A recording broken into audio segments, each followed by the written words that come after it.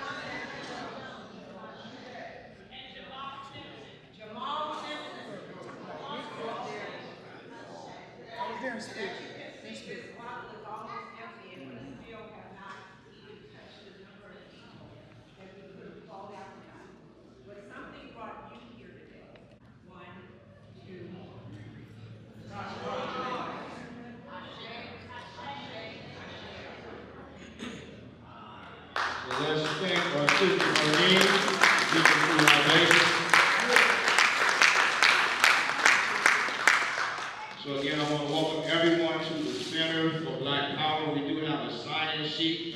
They just now came out, so if you missed it, when you did come in, please make sure you sign it, because we want to make sure we have this type of turnout here for it. After we saw what happened last Saturday, we need everybody present.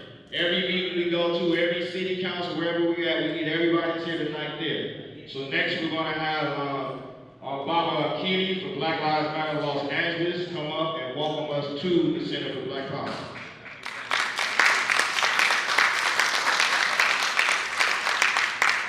Thank you, Billy. And welcome to the Center for Black Power. Now, many of you, this may be your first time here. How many people is this your first time here? Which means you probably did not know that this was here. So now you know. But let me tell you how this came about. Let me tell you why we are here. And let me more importantly underscore for you who Black Lives Matter is.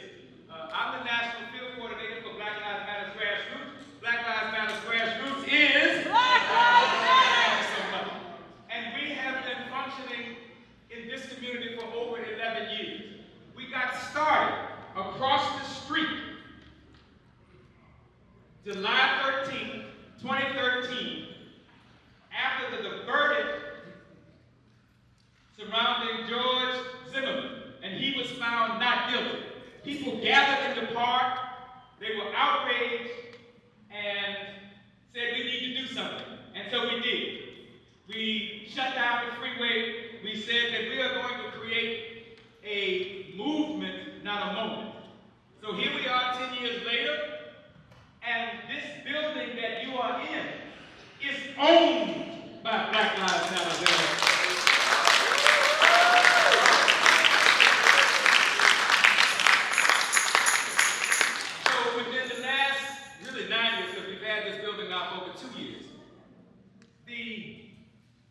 Ironic and symmetry of this is that this building was owned, and there is a charter that it had, a covenant, and in that covenant it said that this building should not be sold to Jews or colors or blacks. Yes. Now it is the Center for Black Power. We got an example of that charter and that covenant. And when we bought this building, we thought about framing it or burning it. But this building is owned by Black people for Black people. Black Lives Matter LA is about ending state-sanctioned violence in all its forms, socially, politically, and economically. We are Black-centered, demand-driven, and direct action focused. And so we welcome you here tonight. We are glad to co-sponsor this with our brother, Billy, who is also our security lead. But this is one of the major tenets, one of the major issues, one of the major focuses of Black Lives Matter, the question of reparations. We talk about it, we emphasize it, we focus on it. Because we are owed that reparations. Whatever exists in this country, we built it.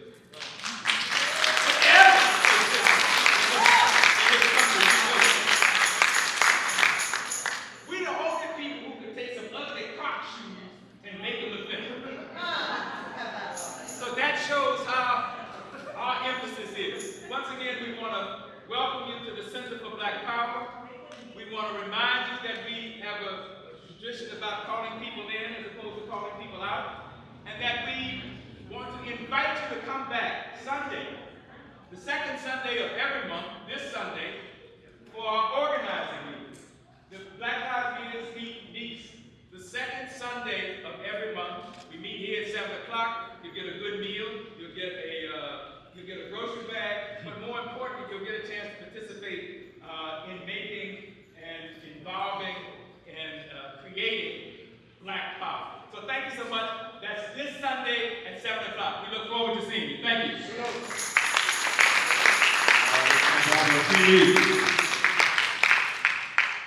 All right, so again, tonight we are here to look at what happened last Saturday up in Sacramento with the reparations, but also how are we going to collectively move forward.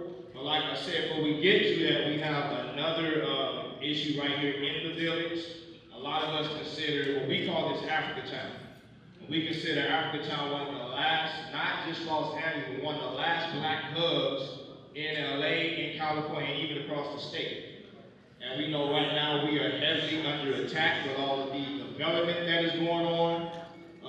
This train came in, we lost a lot of businesses. Now we see from the 10 freeway down to Florence, if not further, there are a lot of developments going up, and we know very soon there will be other people moving over here with different wants, different needs. So about a month ago, actually it was June, just after Juneteenth, we lost one of our long-standing merchants over here, our brother C. Is anybody here familiar with our brother C? Right. So on Juneteenth, C was actually honored by the city for the work he's done over here for over 30 years. The alley right in front of his shop is now known as the Seat of the Winfo Corridor. And about 3 weeks after his transition, the owners of his property, or in practice, gave his daughter a 30-day notice to get out. So she hadn't even gone a month yet, and they're now putting his daughter out, and we responded just like y'all did. So before I go into some of what we're doing, what we need y'all to help us with, I'm going to invite our sister Kamilah up so she can briefly share with us what has happened to this point. Come on, let's show God some love, y'all.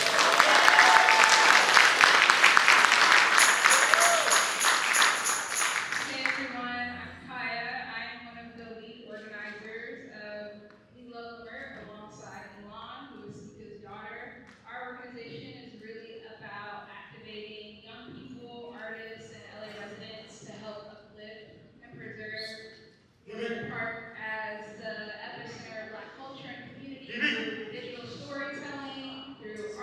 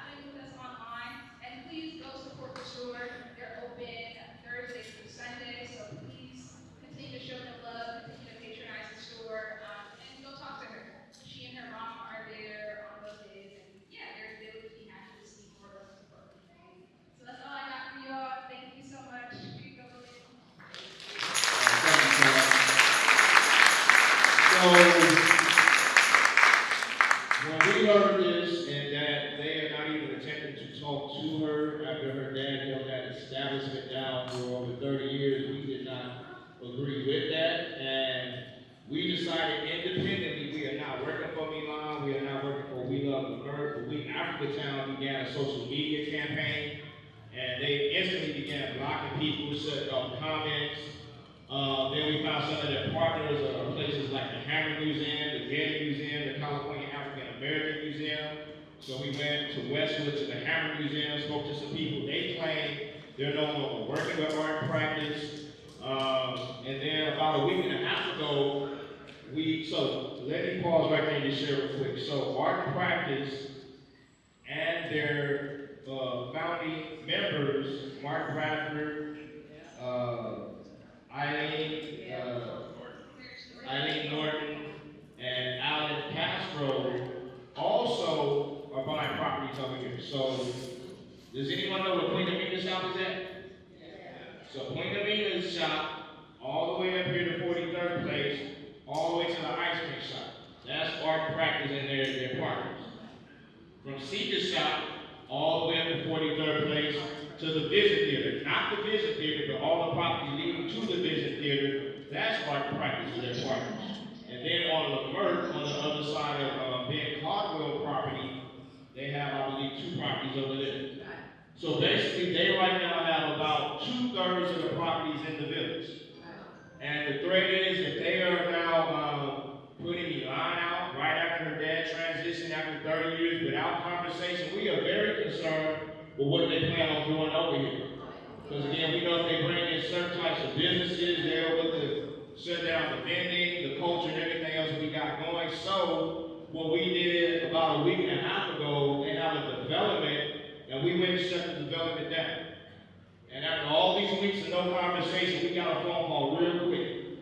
And they wanted to meet. They were claiming they were best friends with Milan, and they didn't know what we was talking about. So we went a few days. We were setting up a meeting.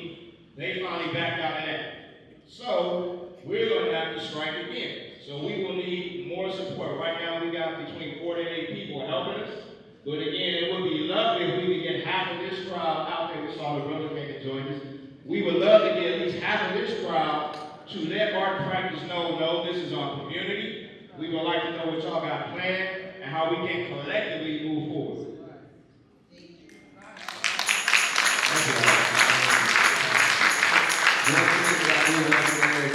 You know, Mark Bradford and company is on the same level as these 10 Negroes that decided to deny black folks their reparations. Okay, so I just want y'all to know that this is not a touchy-feely type of thing. Coach, who had that ice cream today? Y'all had that ice cream? What's that? Cook up. All Chill. Anybody enjoy All Chill? Well, they done bought that building, right? They done bought that building right there. It's called the Martin Building.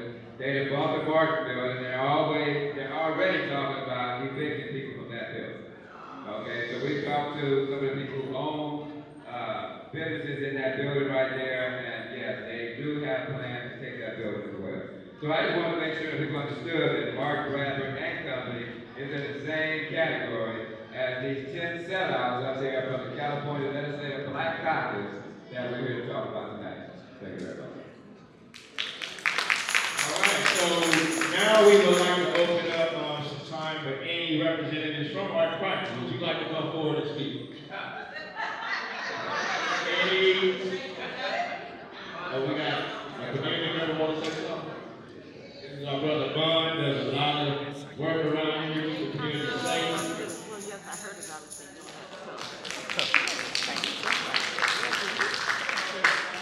I just want to say,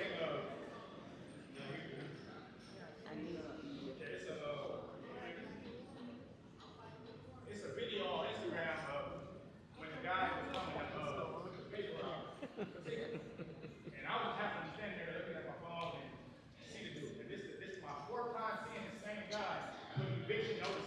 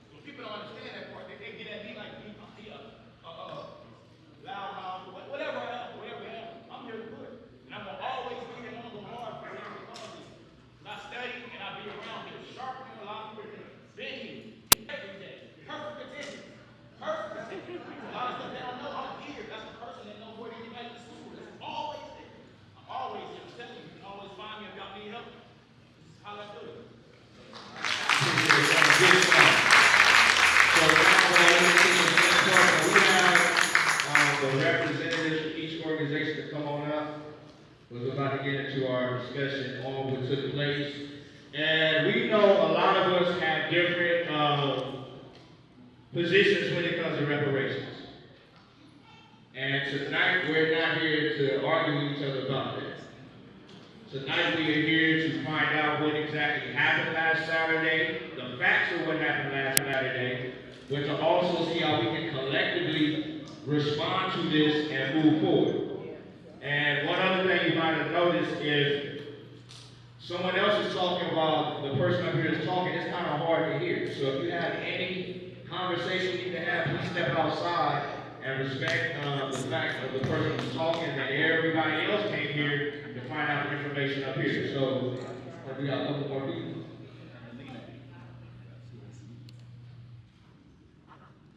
Capitol. My name is Kamilah Moore, and I was the chairperson of the California Reparations Task Force.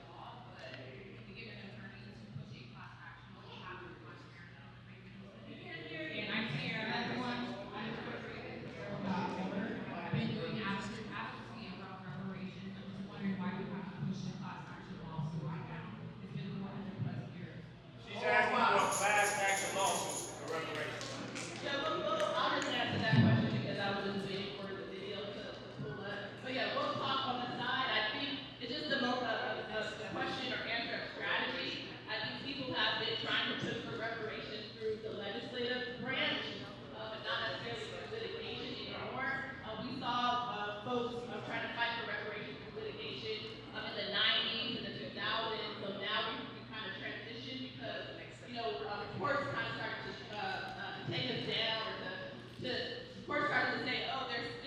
procedural arguments like statute of limitations, So reparations got created and said, well, let's just go to our legislature to get the reparations bill that we want done. But I agree with you that we need to explore all different types of avenues. So let's just connect later on that. Maybe say one more thing else that we got to get started with behind the Thanks, everybody. We'll take questions at the end. And also, if you see posting the long ball at the end before you leave, we do want you to leave ready to work. Yes, we're ready to work, not just here to absorb information. Get off the sideline. Postings on the back wall are all the different Jump in. categories of harm that the California Reparations Task Force studied. And so before you leave, at least before the event is over, look at all the different categories of harm and put your name and contact information so we can make sure to follow up with you. This room is almost 150, 200 people. I don't want to see those one. They need to full. Jump in. Because the Lord pays. That's Right? right. So before y'all leave, we'll take questions at the end. Thank you. Keep going. Keep going.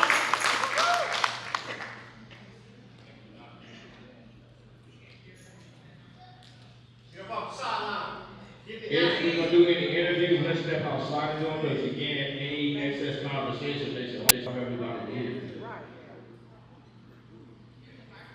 Hold the mic.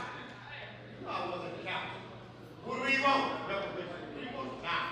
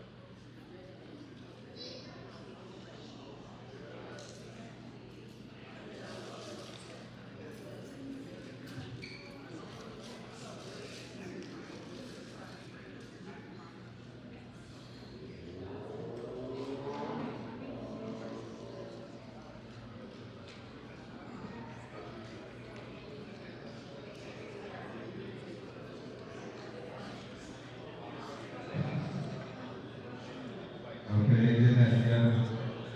So we're gonna,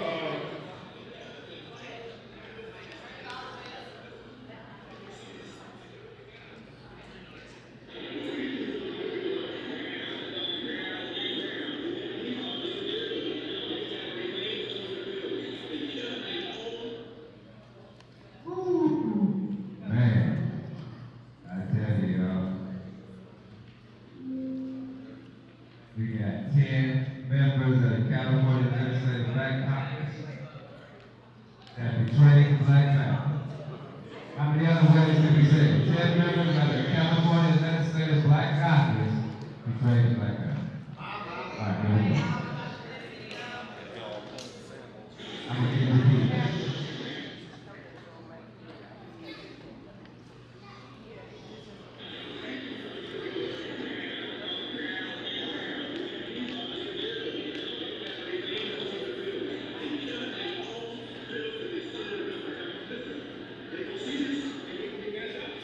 Are you guys letting people in yet? Things are going on for like 2 hours.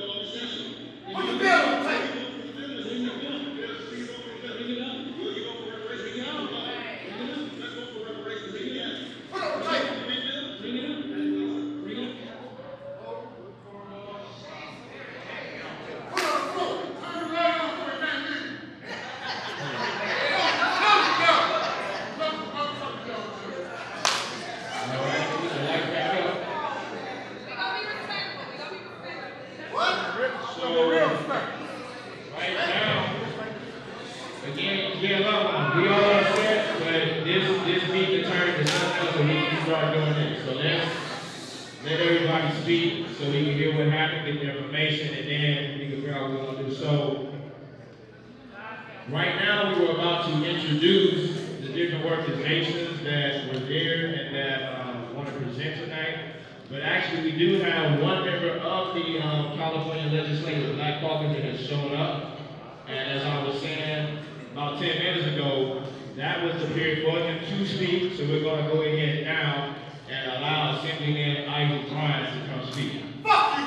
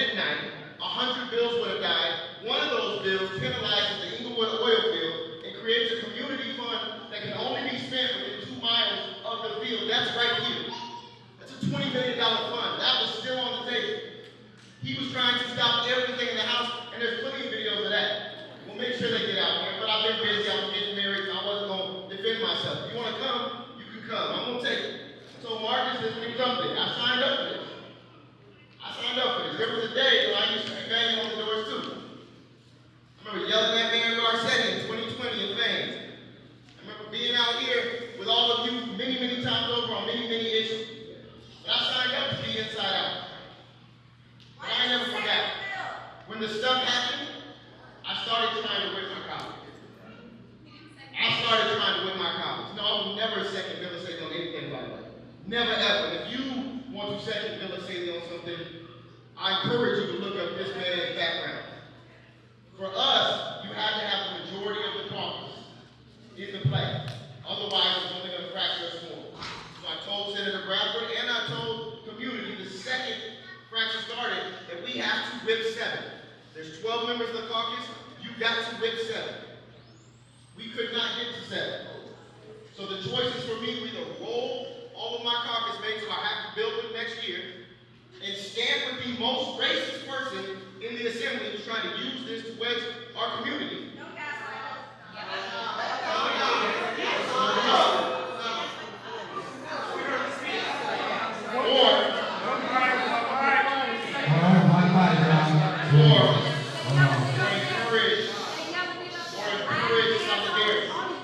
Encourage solidarity amongst my colleagues, encouraging growth and learning from my colleagues, and encourage solidarity with the community.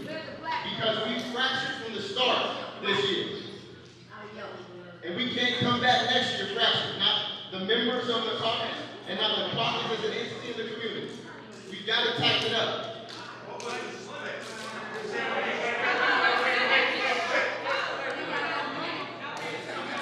So what we're going to do is we're going to let Isaac finish.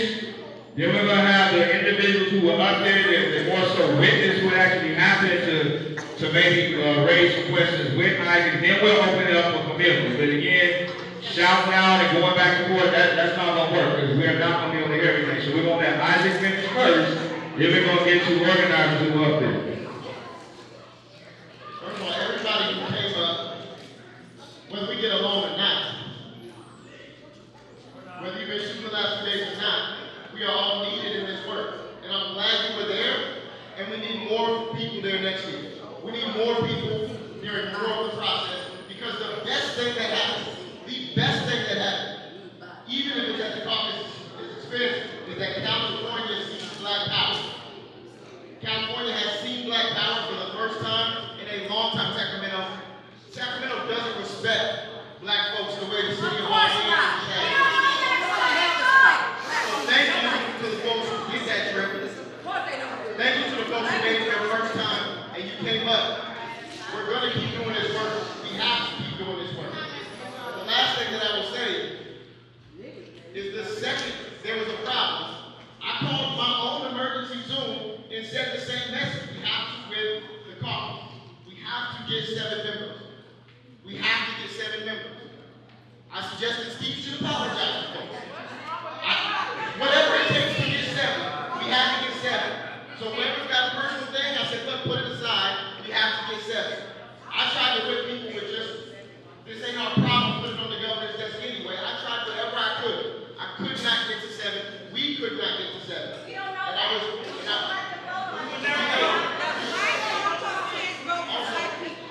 What happened to when it all like moving?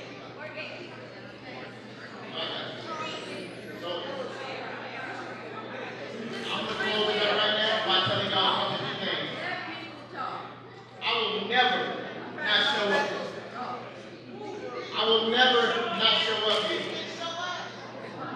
And the only reason, by the way, I'm in any of the pictures is because I went to the gate. I didn't hide from folks. I got off the elevator and I went to the gate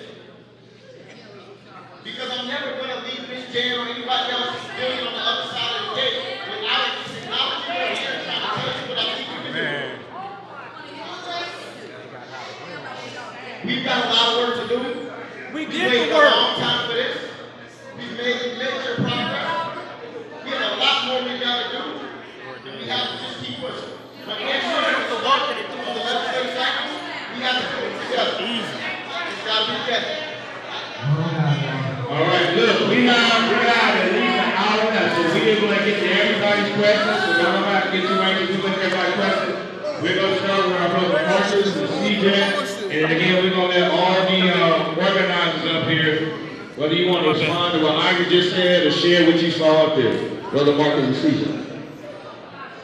Let them speak, please. Hold on. Come on, y'all. Come on, please. Quiet, please. So I want to ask everybody a question real quick. So Is reparations the most important legislation for our people in the history of Yes. Okay, so I want everybody to realize something. Everybody heard Assemblymember Bryan just say that they asked Senator Bradford to apologize, right? So essentially, y'all just heard that so he asked him to apologize. So what is being admitted right here, which is what we've known for over a year, because we've been talking to these folks, that they let their personal beef and grudges with Senator Bradford stop the most important legislation in the history of our country. So, I want to tell y'all something else. Because it's a whole lot that happened that day. It's a whole lot that's happened across this past year. What y'all saw in that video was actually the second time that the assembly got up. So, I'm gonna lay out the whole scenario for y'all. So, what Assemblymember Bryan just said is that he was trying to whip the caucus to bring the votes. So, he couldn't get the caucus to bring the bill up. So, as Saley went up, that was the second time. The first time he went up, he made a motion for AB 1331 to be heard. He did not get a second. So what happened was, Assemblymember Bryan, if you couldn't bypass the caucus, if they wouldn't bring it, that was your chance to second the motion. It doesn't matter who does our shit for us. It just matters. It just matters that the legislation goes through. I don't care if some Republicans trying to clout chase off the moment if reparation goes through. So that's what happened. The second time when y'all see him up there, what actually happened is that the Assembly, by way of the CLBC, violated Assembly rules and put both Bradford's bills to the inactive status. And so what Saley was actually trying to do, and Saley actually came out, showed us the Assembly rule book where they violated protocol. So what Saley was trying to do right there was to appeal the motion to bring the bills back off the inactive file. And that's what you saw in that video right there.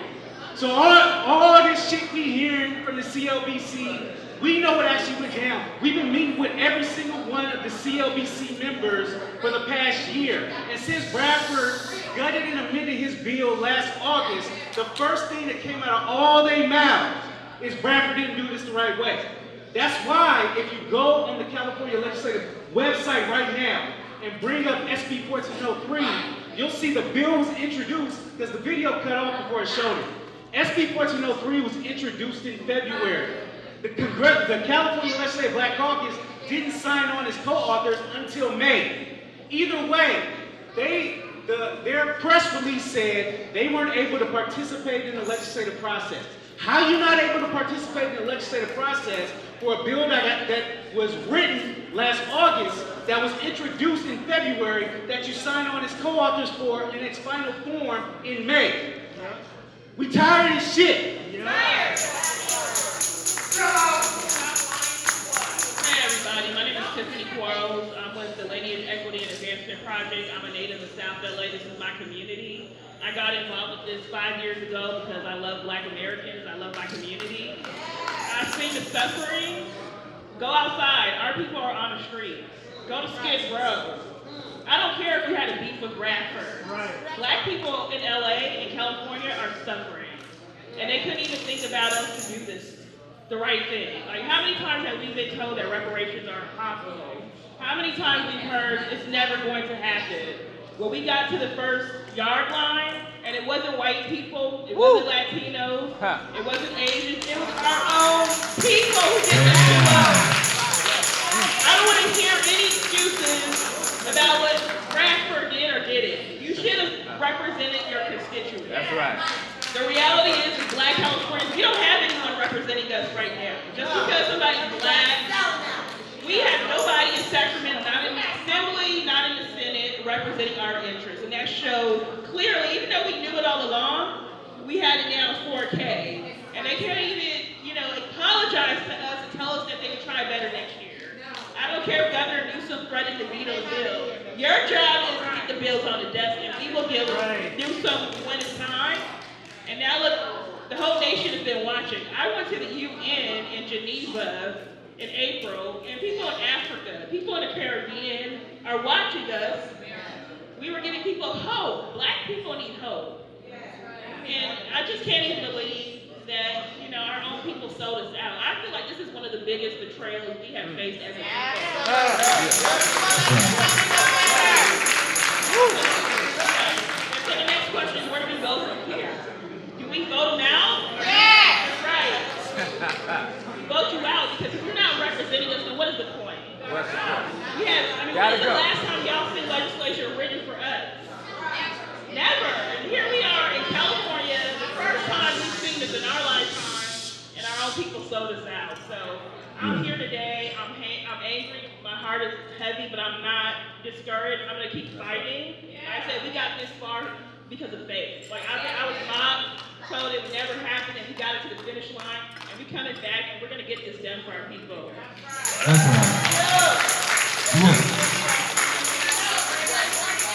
What Tiffany and Marcus said. I am Friday Jones. My name is Consa Jones Muhammad. I wear a lot of hats.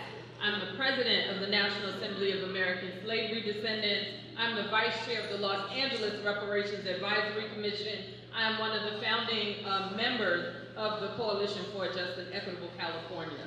And what I will say for me, and I've learned to not put my heart on my sleeve. So my heart is in good health, and I'm ready to go. Chair Lori Wilson came out. You and Chair Wilson are the only two CLBC members who came out. And what she said was, we will work on this next year. This happens to bills all the time. She reduced two of the most historic bills in our nation since 1865 and the ending of the Civil War, and she made it the equivalent of, are we going to pave the 118 going to Bakersfield or something random that does not have historical context and significance. She played it short, and for that, it's unforgivable. She's got to go. And she's in Northern Cali, but you represent us here. You are my assembly member. Senator Lola Smallwood Cuevas is my senator. And from the rumblings that we heard, it seems to me that the decision was made prior to Saturday. There was conversations being had about funding going to a fund. I'm not going to name any names, but she is behind it. And the fact that it would be conceptually okay for Black organizations to essentially eat for the next year when they have stopped this reparations movement on a national scale is an abomination. And like Tiffany said, it is not anyone else, it is our own people. And we deserve better representation than that. And so look, we've been doing a unity thing on the national tour. The reparations movement itself has different ideologies. However, the people that have been in this the longest are my parents' age, my mother's age, my father's age. They grew up in segregation. I give them grace because they came up in. I'm Black and I'm proud. I understand their dedication to all Black people. But like Tiffany said, the two opposing all Black people, the lineage reparationists, we're all in Switzerland. And the reality is, around the world, people are looking at us. Yes. It is not just the United States and municipalities like the city of Los Angeles trying to figure out now what I'm going to do as a commissioner. It is people in foreign countries where they don't dominate. In South American countries where they don't dominate, and they're flipping through the recommendations that came from that California task force, and now what are they supposed to do? You all have to, again, reduce that bill as if we're trying to see how many bottle caps are we doing plastic bags this year. It's not that kind of bill, and y'all missed like a paramount moment in time where all of the universe lined up to make it happen, and there's no guarantee we're gonna have it again. So that's what I have to say on the issue. You can follow NAASD.org and sign up for our newsletter because we are unifying and we're growing for the national movement. We have our organizations here that are doing the local work, and you gotta tap in. And like Jan said, if y'all leaving, fill out them pages hanging on the back wall. Thank you so much. Thank you. So, one of the biggest slaps in the face was that 3 days before this bill was killed, another bill was approved giving loans of $150,000 to people that just now coming to this country. And we're seeing all across the country that there are similar programs being put out to accommodate folks who are coming from other areas where also our tax dollars are being used to create wars that are forcing those people over here. So we, the Africatown Coalition, back in February, we weren't pleased when we heard the bills from the beginning. Because it didn't sound like reparations, it sounded like a new welfare program. You know, the right to wear our hair when we go work for Master and all this old crazy crap. Even apology, some of y'all want an apology, some of us don't give a damn about an apology. Because that don't get us off the streets, that don't pay our mortgage, that don't pay our rent, that don't help give us businesses. So we heard one of the individuals who stood from the beginning against any real type of monetary reparation, any type of land, was Reggie Jones Sawyer. And we heard he was trying to come to the 10th district during the primaries. So we did our best to make sure he couldn't come over here to the 10th district. And he actually ended up coming in last place. So that's part of the power that we have when these individuals think they're going to be career politicians while doing this dirty. We actually have a power to bring all that to an end. So that's one of the things we're looking at today. What exactly are we going to do about the 10 who didn't step up for us? Gotta go.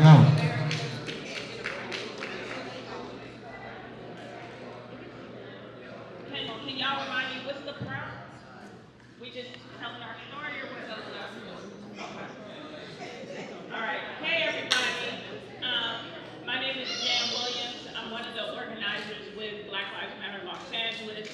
I've been plugged in doing work with BLMLA for about 10 years now, and I've been plugged in with these fine people, these brilliant folks, organizing the work for reparations throughout the state. So without these folks, I want y'all to understand, without these folks that are sitting here and our other folks that are up north, our folks that showed up, most of these people, we would not have this fucking bill if these folks did not come together, put their differences aside, stay focused on the work, and advance reparations for us here in California.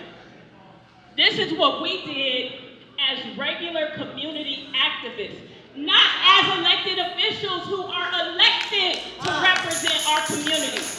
We did this because our ancestors called us to do this work. Our ancestors called us to bring humanity and dignity to all the sacrifice. They have been sacrificed. They didn't choose to make that sacrifice. This fucking system sacrificed our ancestors. And we are here to say no more. No more. You will honor us and you will cut us our motherfucking checks. That's right. We need our MFM. MFM. Slavery, but it has not ended. It has not ended. You will stop the bleeding. Look outside. Our people don't have a fucking house. That didn't happen by accident. That happened because systematically, when they couldn't say Negro no more, they put felonies on our heads.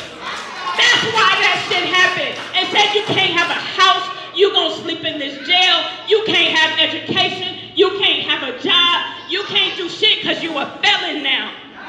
And in the meantime, what happened?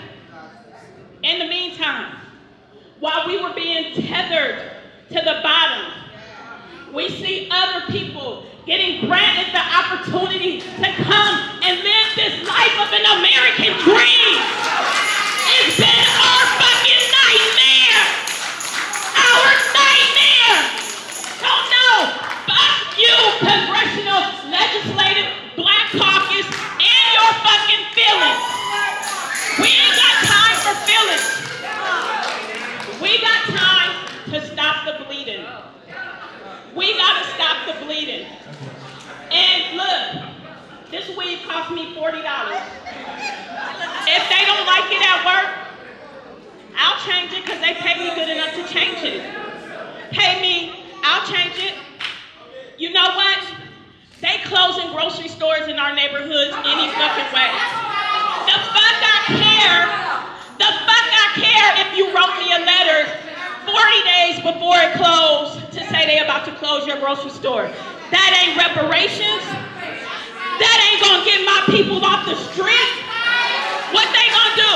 Turn it into a housing shelter? Because it's a hell of a lot of closed buildings that people, hey, while we on this bullshit, who knows about the scandal that's happening with the state-owned building down the street? The EDD building? The EDD building belongs to us. But they have a congressional, a California state legislator that's turning it over to private industry. Y'all better pay attention, because we paying attention. And because we're paying attention, we got closer to reparations ever in history. Ever in history. Thank these people that are sitting up here. Y'all stand up. Marcus Champion and his wife, they got kids. Marcus on Zoom 12 hours a day. Not for his job, for us. Y'all don't even know this man. And while, even though y'all showed up to complain about what did not happen, y'all gotta make sure you're not just showing up to complain. Show up to put in some work, because we can't keep doing this by ourselves. This is not just throughout the state of California. This shit is federal. We gotta win it first here, because I care about my family in Louisiana. I care about my family in Georgia. I care about my family in New York and everywhere else where people are being disenfranchised. I care about my brothers in prison, dying in squalor. We had a brother that was killed by bed bugs in prison. How did he suffer? Death by bed bugs. Death by bed bugs. You hear me? Are you fucking enraged? Sister, where's the president of the Enraged Black Committee? I know she here because I saw you. The president, there she is. Come here, Miss Robbie. That's the president of the Enraged Black people right there. Miss Robbie. If you are not fucking enraged, something is wrong with your soul, because we cannot become desensitized to seeing the suffering of our people. The auntie of Dijon Kazee. Let me tell you about this motherfucking Congressional Black Caucus. Y'all shouldn't have gave me this fucking mic. Y'all shouldn't have gave me this mic. Sister Jamie Kazee, stand up. Her nephew, Dijon Kazee, was murdered by police and by LA County Sheriff's Department. And he was riding a bike in peace. Sheriffs came to disrupt his peace while he was riding his bike. August 31st, 2020. August 31st, 2020. Let me tell you, Black Lives, let me tell you, on a bicycle. I'm gonna come up in here and stand with me, sister. Huh? Okay, I'm sorry. I'm gonna just tell y'all about this Congressional Black Caucus. And Mike Gibson, the night her nephew was murdered by the sheriffs in LA County in his district. That same night, Mike Gibson did the same bullshit that they did last week to the police decertification bill. The same fucking night that they let the police decertification bill die, Mike Gibson, his district, Dijon Kazee, is murdered by sheriffs. We got a lot to fight for, y'all. It's not gonna stop. Do not leave here without making sure you are plugged in, because guess what? I'm calling you. And I want to make sure you're angry. And not just angry, but that you're ready to put that anger to work. because it's gonna take us to do the work. Ain't nobody gonna do this shit for us. Y'all see, they have a practice of skipping over us and using us as welcome mats while they come in and get and eat. Okay, I'm gonna shut up here. All right. Woo! No, I'm sorry. Say it loud. I didn't know how I was supposed to talk after that. Okay, you cannot hear me if you are talking. We are speaking important information to you. You must listen, please. Thank you. My name is Cheryce. Okay, I'm not with any organization. I feel like I birthed SB 1403. Okay? I was the one who provided the legal framework for it, what it's supposed to look like, and Reggie Jones Sawyer is my representative. I voted for him. And for over 2 years, his office refused to meet with me. But I want to thank Tiffany for bringing me into the reparations movement because I have been advocating for the reestablishment of the Freedmen's Bureau at the federal level for over 4 years. Okay? That is where some of this information or bills came from about SB 1403. Again, I provided the legal framework. Nobody from the California Legislative Black Caucus met with me. Nobody would talk to me. And you may have seen me on TV or internet, I don't know, the other day. And you might wonder, why is she so angry? Because I have been working on this, and we have been working on this for so long. I sent a letter to the White House last year. I sent a letter to POTUS and FOTUS, and I laid out, by the way, I'm a lawyer, had the bar in 3 states, 2 at the same time, so I don't want you to think I'm just, somebody that's some crazy person, okay? I've been practicing for almost 20 years, right? Graduate of UC Berkeley, of this state, and Howard University School of Law, okay? So I'm not any just crazy person coming up here. God gave me that information, right? It was him that birthed that in me, and you guys blew it. Y'all blew it. That's why you saw me be so passionate, and people have misinterpreted what I said. Oh, see, she said we should stop Kamilah from becoming president. That's not what I said. I'm a strategist. I'm an organizer. I know how people think. And folks are going to see Democrats, black Democrats, blocking reparations, and they're going to blame the rest of the Democratic Party, okay? People have asked me to speak about reparations and what the legal framework is, and people are pissed off about lineage. The reason we had to do it because we had to convince Republicans that we would give reparations to someone. You gotta start somewhere. We have to be methodical about this. We have to do things decent and in order. And there's a difference between cash reparations and policy. And what we saw in that bill, the task force report, was mostly policy for all black people. So anybody who's here, I know there's some ops here. Let me tell you, you messed it up not just for yourselves, you messed it up for the whole world. I have people calling me all the time. I provided public testimony. I don't get paid for this. God has given me the money and blessed me with the money to travel and to testify, and thank God for Zoom. But you didn't just mess this up for California. You messed this up for everyone. But guess what? We're down. It may look like we're down, but we're not out, because this is going to push things at the federal level. I'm sending another letter to the White House again. I want the Freedmen's Bureau reestablished by executive order. President Bush, Lord have mercy. President Biden, you can do it. I already sent you and Flotus the letter. You can do it by executive order because the Freedmen's Bureau was under the Department of Defense, which is in the executive branch. You don't need to go through Congress or the Senate. As a matter of fact, you guys might be able to call another session. Newsom can write it by executive order. We have an Office of Tribal Affairs under the governor's office. He don't need no votes. He can write it by executive order. So y'all might want to call an emergency session this week, okay? When you go talk about that gas, go talk about these reparations, you got $12 million set aside, not to give to that nonprofit, because that's what they're trying to do.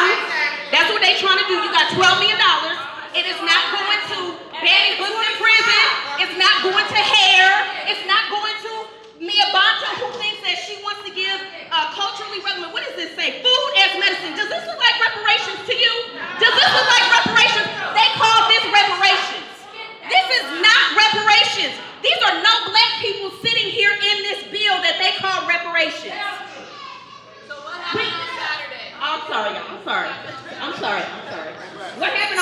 Saturday was we were betrayed.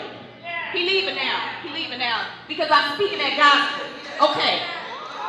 Now, what happened on Saturday is we were betrayed. I asked Bill, Cheryce asked Bill to bring the bill to the floor. I asked him. And guess what he said? I told him, I said, I don't agree with everything you do because you are a Republican. I don't agree with you. Bill is Assemblymember Bill is Bilal Assaili. Okay? He don't agree with reparations. Every time I see Bilal come up, I'm like, he's an anti-black racist. But guess what? When I went up to him and I introduced myself, because we need bipartisan support. It does not matter where. We need to stop relying on black Democrats or the Democratic Party to bring us our liberation. We need bipartisan support. Remember that. When you were looking at bills, how come those other people got it? Because some of them were Republicans and they asked a Republican to help them out. Bipartisan support, right? Okay, I'm not advocating for a specific party. I'm nonpartisan. But we need bipartisan support. I asked Bilal to bring the bill up. And he was so kind. After talking to him for 30 seconds, he brought the bill up. And he spent, what, 4 hours? About 4 hours trying to get those bills through. And they were blocked. And some people don't like to hear the truth. The Republican who is anti-reparations brought our most important reparations bills up because we serve a just God. And God was with us that night. And everybody saw that the black Democrats in the state of California did not want black people to get reparations.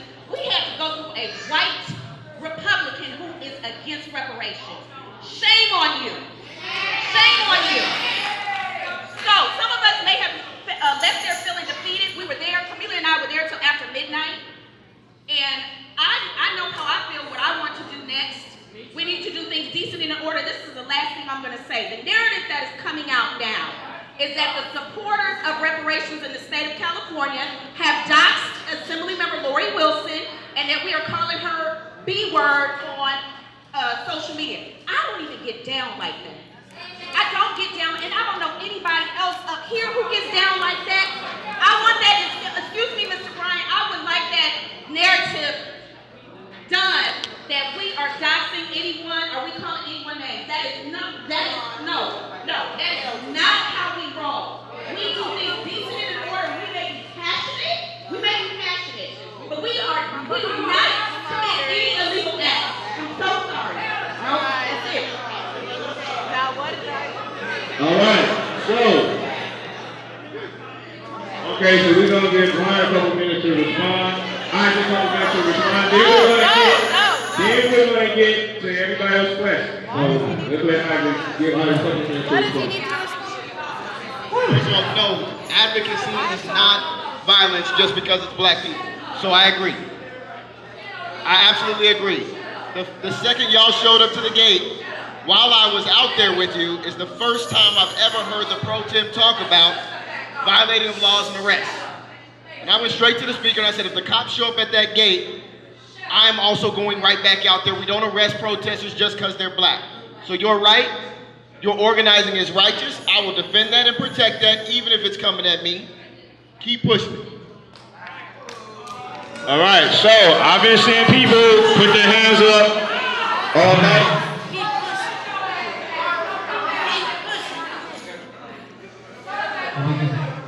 Representative Assemblymember Bryan, I wasn't here, so I'm not sure if anyone asked you this question. Why? Can you explain the video where you were caught on tape physically blocking the Republican? Hold on, I'm not done with the question. And then the video, he kept saying, bring it up. And you said, I've supported Bradford's bills the entire legislative session. So my question is, what changed? If you voted for Bradford's bills the entire legislative session, what changed? He said except that night. Well, the first thing is I wasn't going to fracture us any further. The caucus is not in a place to continue to be split up any further, or we get nowhere. We get at, and I recognize that. I recognize that, and that's a very valid feeling, and I got no problem with anybody who's angry, even if you're angry at me, I made the strategic decision with my colleagues that if we could not get a majority of the caucus and I couldn't change those minds, I could not roll the rest of them who are going to be up there for the next several years. And it was killing me that day. It was killing me. And that's what, hold on.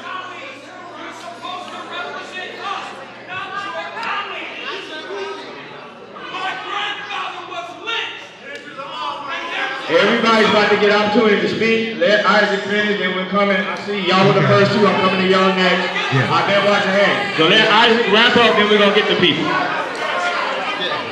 The last thing I will say about the process of it is I did not block Bill City from doing anything. He provided you that video, and then he walked out and explained to you what happened on that video with an intentional framing on purpose. He had already been ruled by the House chamber, I said this earlier, for trying to stall so the last 100 bills couldn't get heard at all. He was banging on his desk, not for reparations, because he does this on a regular basis. He does it on a regular basis.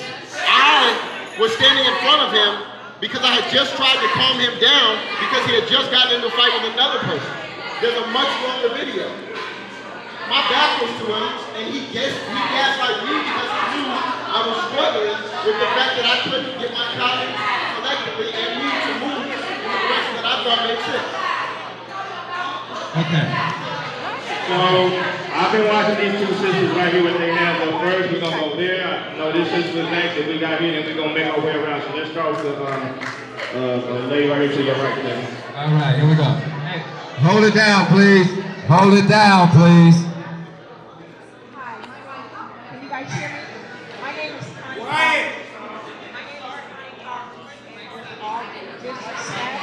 That mic's not picking up.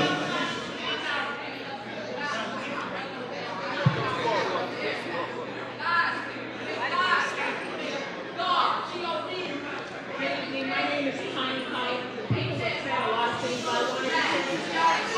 I didn't think that. Everybody quiet!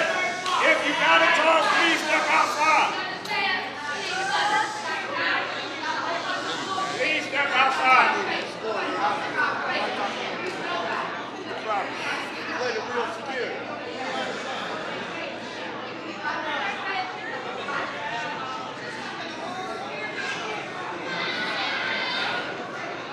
Excuse me, people came here to hear the information. Disrupting this meeting is not allowing that to happen. So again, if you need to talk, we need you to step outside. You can go talk, cuss, fuss, do all that right outside the door.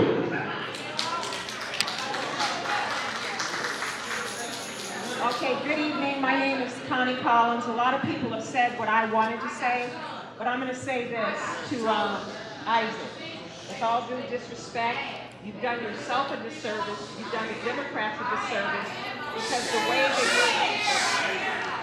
you're... Come on, y'all. Because the way that you're addressing us is pure just political foolery, sir. So having said that, in the spirit of Martin Luther King, how long must we wait? How long must we wait? Now I'm going to say something that may not be that popular. There's a lot of Pan-Africans here, but I'm going to clear up a problem that we're having. When I say we, I'm talking about the American descendants of chattel slavery.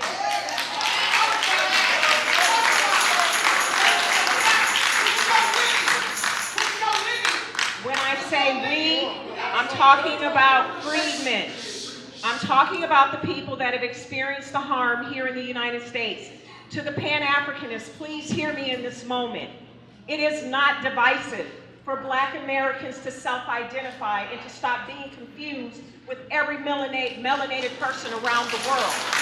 It is not divisive. It is not xenophobic to say that we are our own people, that we have our own culture, that we've been through atrocities and harms that no one else in this country, whites, everybody here is an immigrant but us. Now let's keep in mind, before I move on, why is it that we have CARICOM who fights for Caribbeans? The African Union has joined with them, and yet no one calls them divisive or xenophobic. We have a right to have our debt paid for all of the atrocities that have taken place in slavery, peonage, convict leasing, redlining, Jim Crow, medical experiments, land theft, lynchings, and so forth. But now I'm going to wrap because I know it's hot and a lot of people want to go, but I do want to say this. I think, and I don't know where Isaac went, but to the Democrats, this was a purposeful sabotage. I think it was Marcus said, they've had more than 6 months to bring an amendment to this bill. They scheduled this for a vote when? The last two days of the session. Why? So they could tell us, oh, we couldn't make it work. Why didn't Stephen Bradford second the motion? He sponsored the, pardon me? Oh, okay. Thank you. Okay, he said he wants me to wrap up in 10 seconds, but I'm going to say this. In Los Angeles, we've lost half of the Black American population.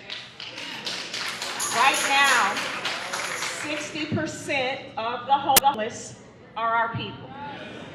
Of that, almost 75% are our men. Every time I drive around Los Angeles, I'm seeing a new Latino business pop up. This is our time, and for Isaac, wherever you are, this is not political drama. This is our real lives. People are suffering. And for them to say, bring it up in the next legislative session, and for some of you who know me and different organizers, I have a plan. So thank you. Thank you. All right, everybody. Looks like most people here want to say something, but again, we can't speak 5 minutes each, 10 minutes each. If you can keep it to about 2 minutes or less. Thank you. My name is Carolyn Essex. I ran for state assembly. I tried to run for state assembly, and I needed more support. I will run again in 2026, okay? We need our people inside of the assembly. And I just want to say something from my heart. Isaac, I'm talking to you, Mr. Bryan. Sir, you need to hear this. From my heart. From my heart. We are not stupid people. We saw what happened. We saw that you didn't fight for us, and I know you. You fought for our time done brothers and sisters. All of us, our none of our brothers and sisters, brought bills to the floor, passed them all session long for them, Black and brown people. And so it hurts. It hurts, man. And you need to sit down and be humble. You're not even being humble with us. You need to apologize for not banging on the desk like that white man did. We need a Dr. Umar up in here.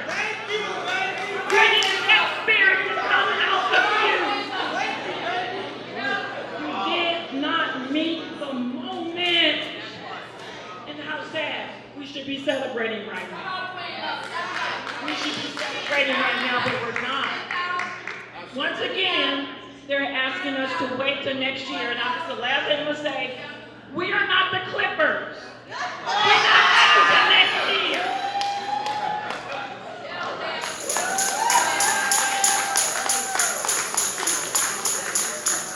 I don't need a mic because I have a teacher's voice. And the only thing I need to know is I'm about a specific person. Because I get on the phone and I call and all I've heard is fractions. What does that mean? Who are we specifically talking about in the caucus so that I can make a phone call and specifically talk to them to figure out what their issue is? I have not heard issue, I've heard fractions. What's the issue? Why not? The point, the facts. That's what we need so that we can make phone calls and speak to them directly. I have not heard one fact tonight that I can make a phone call.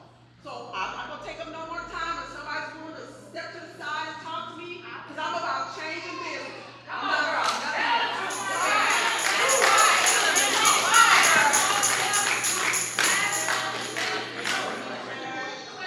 Quiet. Can you hear me?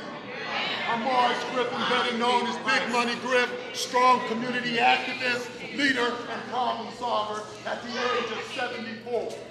I have fought in our community for years when we had Daryl Gates, and we had the long-handled metal flashlights that beat us. But now I'm here on reparations. Emeritus Diane Watson, would you please read what's on this shirt with the mic? Not right now. Big man. All right, don't want to read it? Damn right. I have an attitude. My people worked 400 years without a paycheck. And so what I want to say to you all, it's about money. M-O-N-E-Y. And so I'm the only one in the country great words of that's Randy talking Dr. about Short. reparations and stimulus money. And that Reparations as stimulus money. Isaac Bryan, I need you to go back and spread the word, what you heard. Isaac Bryan, Isaac, Isaac, Isaac, Price just went up. Isaac Bryan. Yo, Isaac, spread the word, what you heard. Stimulus money and reparations goes hand in hand. Why do we say that? Because everybody knows that we pay taxes, okay? We all pay taxes. So when we hear the white boys say, I don't want to give my money, we pay taxes for clothing, for food, for gasoline, for everything. Amen. We go nowhere. Come on, tell the truth.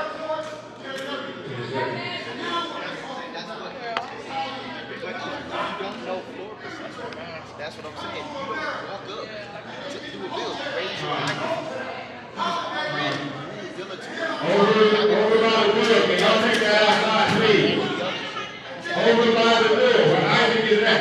If you want to talk to Isaac, please step outside and have that conversation. Isaac, can y'all have that conversation outside the door, please? All right, thank you.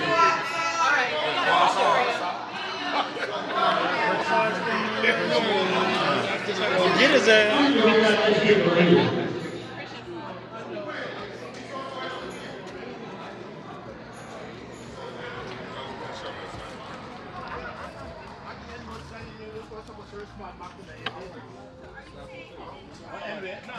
Tell me your name again. Tell me your name. I think you get your card. You got one on you? I think you get a. You have one? No, I don't. I don't have staff. I don't have any Go staff. ahead, then. I'll get one from Black. I'll get one from Black. I know. Reach out. Tell me your name so when I see it.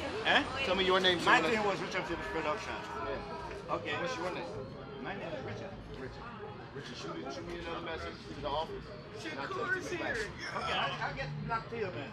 So why didn't you second? Why didn't you second? Why didn't you second? Yeah, Why didn't you second the motion? I will never work with them. We're not talking about that. But it was our money. For us. But it I was would our never. money. Why did you career above your people? Yeah, come on, Brian. You put your career. Because we know that you guys prioritizing somebody else's contract to actually act as the freedom girl. Exactly. Oh, punk ass. Yeah, you was be wrong out. for doing that shit, Ice Bryan. Though. You be out. I hope you enjoyed it. You done. It's over. Yeah, you was wrong, Ice Bryan. Though. You don't got support no more, my bro. I hope it was worth it. You chose your career. You chose next year over us.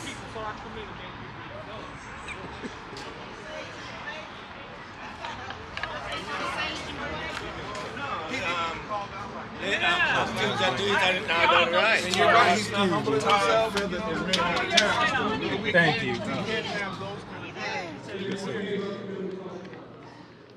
I learned that it wasn't about always complaining.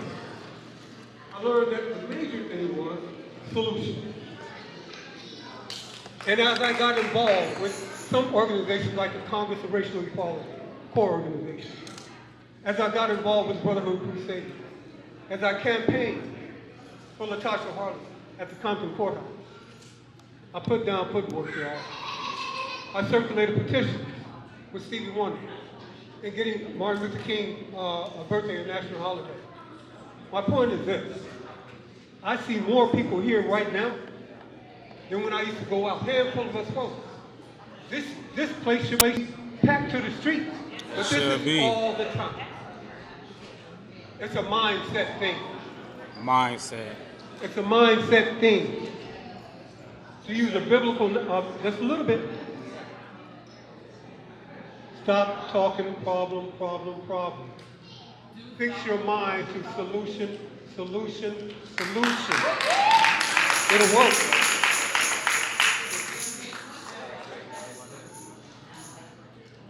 Thank you, my brother. Thank you. Solutions. Thank you for saying that. My name is Dr. Truth Bay, formerly Mellow Desire. I am born here, for those who may say, oh, you're Haitian. No, I'm actually born here, descendant of slave. So we're talking about solutions. You've got to be politically knowledgeable. That is not an option, or else they're going to continue to do a drive-by on us on every little thing. We all saw what happened. It doesn't make sense to have an excuse to say, oh, well, legislators are there to pass bills. They are not there to socialize. Even if Gavin Newsom wants to veto their job, they can override that, right? So this is the California Legislative Black Caucus members. Laurie D. Wilson is up for election, and Akilah Weber. And it breaks my heart because Akilah Weber is the daughter of the Queen of Reparations, Dr. Shirley Weber. So I'm very disappointed to see not one of them pass this bill on the floor. Stephen Bradford, as we said before, he's running for lieutenant governor in 2026. I think he needs to run for governor in 2025. That's real talk. I really do think we need somebody different. Dr. Corey Jackson, Kevin McCartney. Tina McKenna is up for election. Kevin McCartney, he said that he's black, but hey, we don't question that. Mia Bonta, Christopher Holden. Yeah, he's termed out. And Reginald Jones Sawyer is actually termed out as well. The point is, family, when you go home, fill your brains with political knowledge. Our children deserve it. Our children deserve it. You don't have to like the messenger, but the message is the same. Please study politics and study the law. You are the president. Write down your election on there. Write it in. Write it in the ballot. 5 seconds. Write in your name for legislation. We don't have to continue on with the same Democratic plantation. Let's leave it. Black power. That's right. All right, family, again, when people up here talking, please take the conversations outside. You disrupt it from everybody else being able to hear. Also, if you have not signed in, please make sure you sign in. That way we can have your information and keep you updated as other meetings and other actions come up. I'm James Thomas, and what I want to say is that what you need to know is that there was a city-based study. This sister knows about it. We talked about it. There was a city-based study that was done that said that the United States has lost $16 trillion because it discriminates against black people. Now, the reason that that is important, over the last 20 years, from the year 2000 to the year 2020, $16 trillion has not gone to the GDP. What we need to demand, when they say that they don't have the money, they have the money. All they have to do is stop discriminating against us in housing, business loans, higher education, and income inequity. That's all, those 4 areas.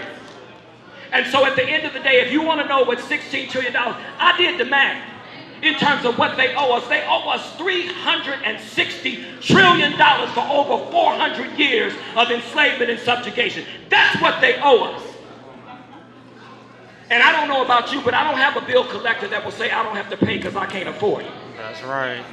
And so what I will say is this. The last thing that I want to say is this. There's an article, I got it on I had the professor text it to me because I want to get it to you. What he talks about in the article is that black elected officials are dismissive of black demands. Dismissive of black demands. They come here and tell us about what everybody else outside of our community is doing. You remember when the mayor did that? She came in and was talking about Studio City and what Studio City wants and what Sherman Oaks wants. They did not vote for her. She didn't win the election in the valley. But everybody here voted for her. And so at the end of the day, in my opinion, they all need to go. Every last one of them. Every last one of them. Because you, and I want to end with this. 10 seconds, I want to end with this. My grandfather was lynched. I got a little emotional because I never knew my grandfather. I'm not talking about my great. I'm talking about my grandfather. I never knew him because he was lynched. Because in Mississippi, they said, ain't no nigga gonna drive a new car before we did. And so I just want to say, thank you. I just want to say, keep up the fight. Accept that we have white supremacists in blackface. That's right. And deal with them accordingly. Not just blackface.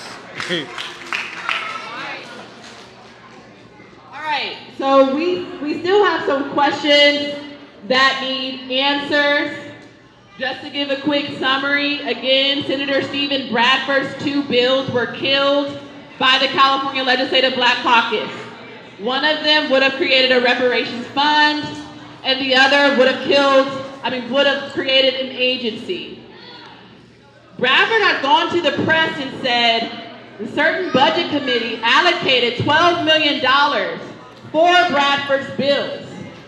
So that begs the question, if Bradford's bills are now killed, where is that $12 million going to go?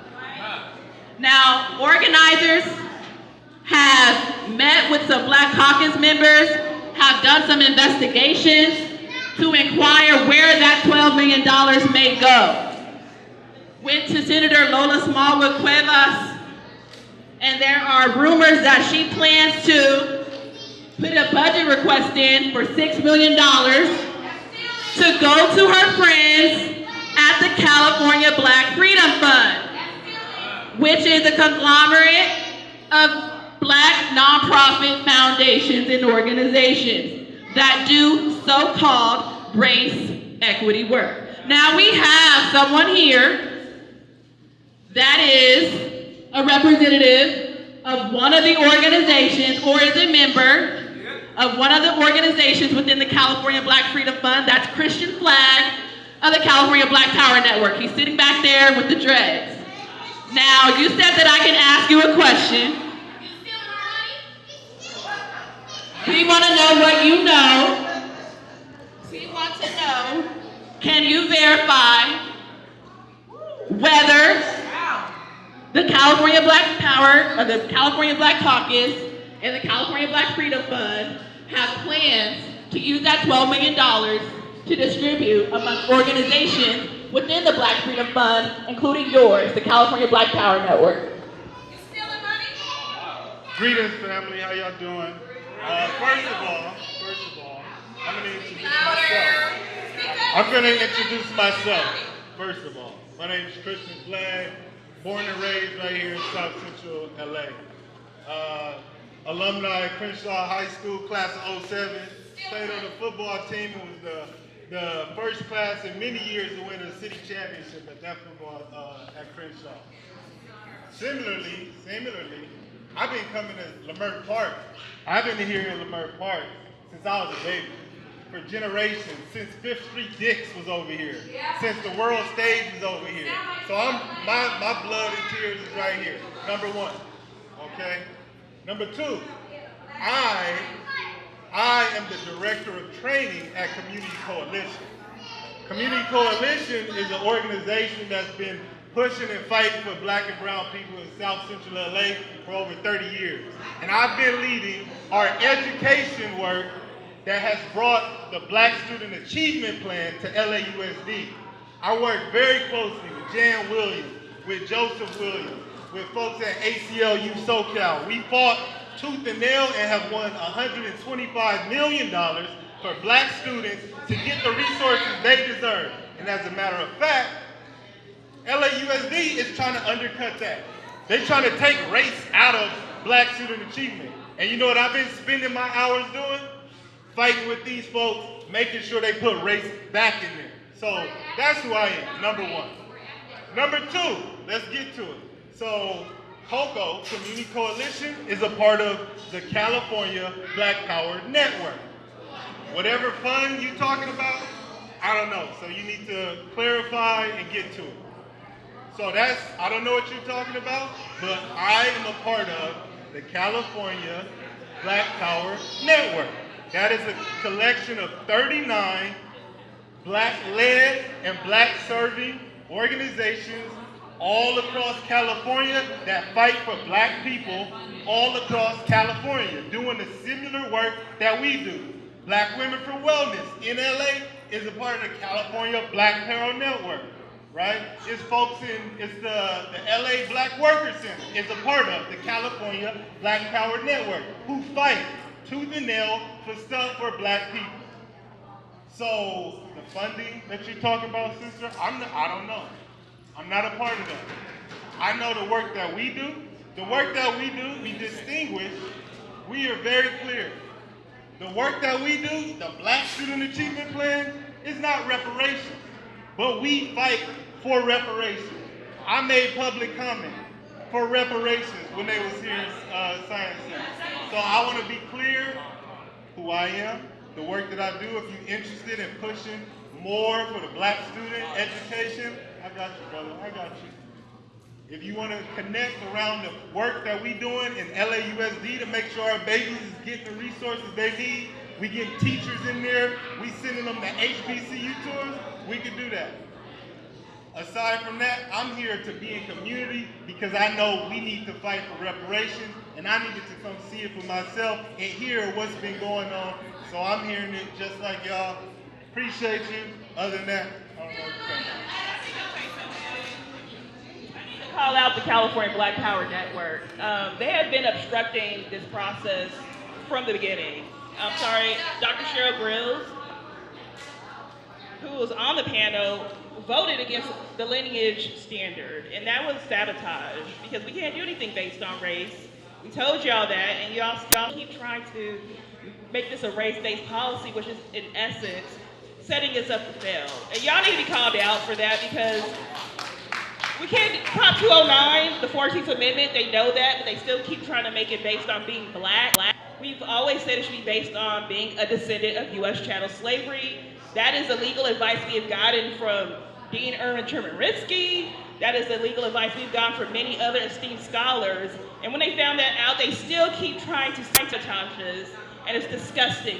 90% of Black people in California would qualify, but y'all keep still trying to make this about all Black people. And while it might seem like it's a good intention, it's really just trying to stop us from getting reparations. It's about grant money for some of them. And so I just need to put that out there publicly. We need y'all to stop fighting against us.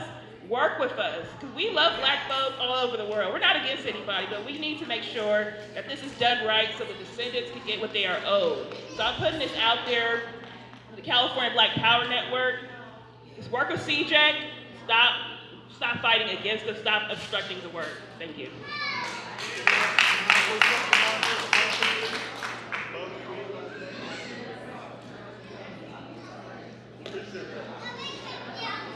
Greetings, family. My name is TJ Lofton. It's okay if I want to give y'all a little bit about my background. I come from the lowrider community, right here. How many of y'all seen lowriders before? How many of y'all know that lowriders, custom cars, and classic cars is the most powerful community in the African American community, period, across the planet? These are the most lucrative people in our community, period. So let me tell y'all, years ago, 35 years ago, the Bloods and Crips decided enough is enough. We're gonna start building these cars and putting them in rap videos, etc. When the government found out that thousands of Black men in Compton, LA, and Watts decided no more gang banging, we're gonna come together, do y'all know what they did? They decided to ban cruising, meaning we're gonna stop that. Y'all coming together because of these cars, we're gonna stop that. So fast forwarding the story, I got into some trouble. They decided we're gonna go after those car guys because we see what they're doing. And I decided that I'm no longer gonna support politicians after I told my politician that I got a case because I'm a Black business owner. And my politician told the most powerful Black lowrider on the planet that this is not a good time, this is an election season. I decided right then and there, I don't need no politician's help. I'm not a voter. This is purely for educational purposes. Don't take no offense to what I say. But I want to tell you what we've done. We turned around as the lowrider community, went around and called back went back to Compton and decided we're gonna start doing these schools over. So I was a part of the organization that brought in Centennial High School. We got $10 million to put the trades back into the schools, y'all. How many of y'all know that? Centennial and Dominguez High School has the fully blown automotive shops, state of the art. Check this out, how many African Americans is in that class, y'all? The biggest industry on the planet is car building. We shipping cars to Germany, Australia, New Zealand, Dubai. Every race is in on it, except for the African Americans higher educated. That organization continued to go forward and turned around. They asked me to go be a part of what was going on at Compton High School. I gave a lecture, at Compton College. When I left that college, they turned around and added classes. They added sandblasting classes, powder coating classes, etc., so that we can participate in this multi-billion-dollar industry that's funded by your local brothers and sisters that you see every day. Fast forward the story, y'all. I am a part of education around the world. I partner with the Black College Expo because of what I do. And a lot of the things that's going on right now in the world, we're not talking about it. Reparations is something big. That's huge, but we cannot continue to look for the same thing and get a difference. But anyway, look me up at gentrification.com, family. I got a lot to talk about. All right, before you leave, we have papers taped up on the wall back here. These are different committees that you can work with. So again, we didn't come here tonight just to be mad, get stuff off our chest. We're trying to do work. So please look at these papers back here, identify a committee that you could join. But also, before we leave, we're gonna have calls to action from each organization. We'll start with Lee. Like you said, we don't want to just leave here angry. We wanted y'all to get involved. And so if you go to www.cjec.official, sign up for our mailing list. We're going to have some calls to action coming out soon. Once again, that's www.cjec-official.org. Sign up for our newsletter. We're sending out calls to action regarding the California Legislative Black Caucus to make sure they reintroduce the bills and that we get other reparations legislation. Raphael, she's going to pass out some cards on CJ. This Sunday, Black Lives Matter LA will be in the park right here at 5 o'clock. And then at 7 o'clock, they will be right back here in this building for their monthly meeting. All right, y'all. Some of y'all know me as Mama True. I've been working in the Black community ever since 1962 when I was a baby damn near. So I'm looking across this crowd tonight and I gotta tell y'all, I just got this to say. Y'all are towing the line. Y'all are holding the line. And as a former Black Panther, I want to thank you for being here and standing up for your community. Continue to do what it is that you do. I just want to read a brief quote to remind you of who you are. Do y'all hear me? Yes, I ma'am. want to remind you of who you are. The significance of African American prison population is political. What is noticeable about the African American population generally, what we know generally about our people is that we are the highest sophisticated, politically charged group of people that has held our nation down in resilience and resistance in the 20th century. That means of all the folks that are out here stealing the money that we know belongs to us, we are the most sophisticated politically. So I just gotta say, y'all just keep right on doing what you're doing. Because it feels like we're defeated. I can tell you there were days when Martin felt defeated, when Malcolm felt defeated, when Fannie felt defeated, but they stayed their asses on the battlefield, and that's what I'm telling y'all to do. Stay on the battlefield. All right, we just got 3 more people, but also remember, this November, some of these same people that just did what they did last Saturday will be up for re-election in November. What's up, everybody? How y'all doing? My name is Steven. I'm a member of Africatown Coalition, also the lead organizer for Black Men Build LA. We'll be having an event here at the Center for Black Power the 14th, which is Saturday, from 3 to 6 p.m. It's a men's circle, our new men's tour event. We're going around the country and bringing our organizations to communities, black communities around the country. We had 12 major cities that we toured this year.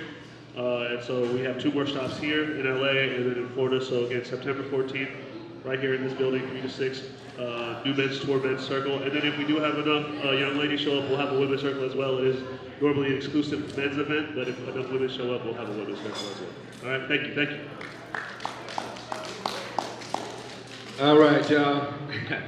Woo, this has been an interesting night, y'all. It's been an interesting night. Real spicy.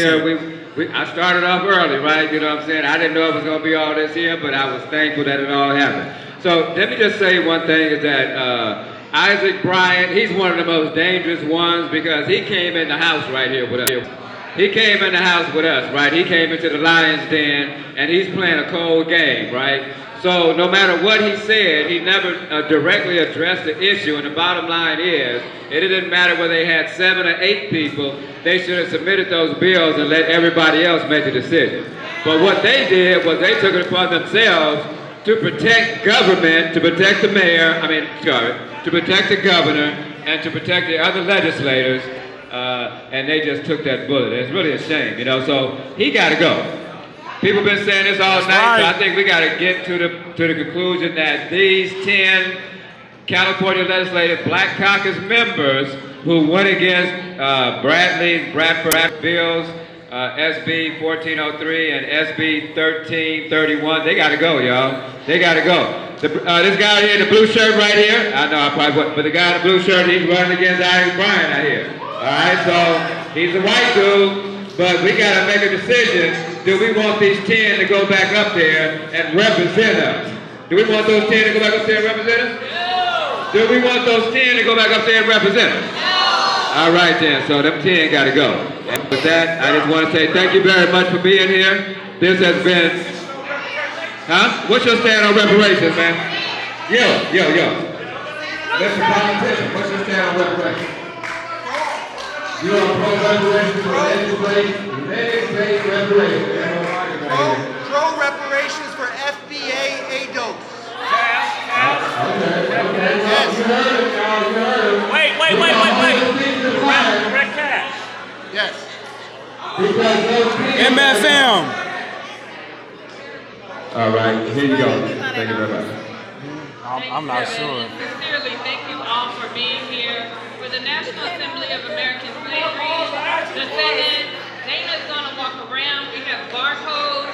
If you're part of an organization that wants to join a national coalition that is going to move as one, we have demands that are going to the Biden administration for his exit. We have demands that have gone to all presidential candidates. Whoever wins this election, even though I'm voting West Abdullah, whoever wins this election, we have a first 100-day strategy, and if you want to be part of that, you just scan the barcode, sign up for our newsletter so you can know when we have those meetings, because we're counting on you to show up. Thank you so much. All right, and we have one more call to action. We have our vice presidential candidate, Dr. Kamilah Moore, co-founder of Black Lives Matter LA. So, if we could just be of one accord as we close out, we're very grateful that you gave up your Thursday night to be here, and I know some of you go, I've been here for hours. We know. And they've been stealing our people's labor for generations. So we are here for more than one meeting, yes? We're here for more than one meeting, yes? So we will be back on Sunday. We will be back on Sunday. We heed the words of our elder ancestor Kwame Ture. We must organize, organize, organize. Organize, organize, organize. We're so grateful to all who've been holding down the reparations space. Sister Friday Jones, we're so grateful for you. Sister, we're so grateful for you. We're grateful for the people who are pouring it in because our ancestors demand that we pour it in. Our people demand it. Our babies in this room deserve it. Ashe? Ashe. And so who's coming back on Sunday? On Sunday, we'll be in the park by that Black Lives Matter fist at 5 o'clock. Then we'll come in the building at 7 o'clock. We will feed you, so you'll get dinner. You'll get to go home with a free fresh produce bag because groceries is high. We are not passing off the groceries as reparations. But we have an opening. What's happened on Saturday is an opening for all of us to come together to do what needs to be done. I don't care who you like and who you don't like. Don't care. Don't care if our organizations got beat. I don't care. We all want our damn check. We all want our damn check. Run me my reparations. Ashe? So we got work to do. We are grateful. Remember, anytime people ask you what happened to those Black Lives Matter dollars, you know because you in the building that Black Lives Matter bought. So I don't know what they did. I don't know what that Global Network Foundation did, but all of our money went to buy this building that is the Black people's house. Ashe? And it's here anytime we want to organize. We own this shit outright. Okay? This is our building. This is your building. So whenever we need to organize, they can't take it from us.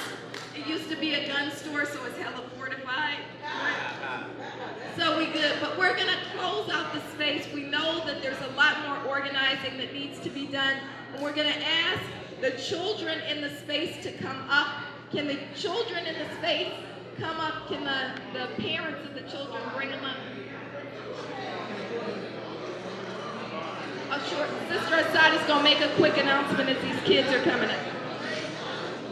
Hello, everybody. Regarding Senator Smallwood Quayle. Regarding Senator. Okay, so we're going to ask them. We're going to ask them to repeat after me. We're going to say it 3 times in a particular tone. So we'll start with a whisper, then we'll say our regular voices. And y'all go yell it, okay? Okay. So if everybody could stand up. On your feet. It is our duty to fight for freedom. It is our duty to fight for freedom. It is our duty to win. It is our duty to win. We must love and protect one another. We must love and protect one another. We have nothing to lose but our chains. We have nothing to lose but our chains. It is our duty to fight for freedom. It is our duty to fight for freedom. It is our duty to win. It is our duty to win. We must love and protect one another. We must love and protect one another. We have nothing to lose but our chains. We have nothing to lose but our chains. Put your fists up. Say it from the depths of your soul. It is our duty to fight for freedom. It is our duty to fight for freedom. It is our duty to win. It is our duty to win. We must love and protect one another. We must love and protect one another. We have nothing to lose but our chains. We have nothing to lose but our chains. Ashe. See y'all Sunday. All right, thank y'all for coming out.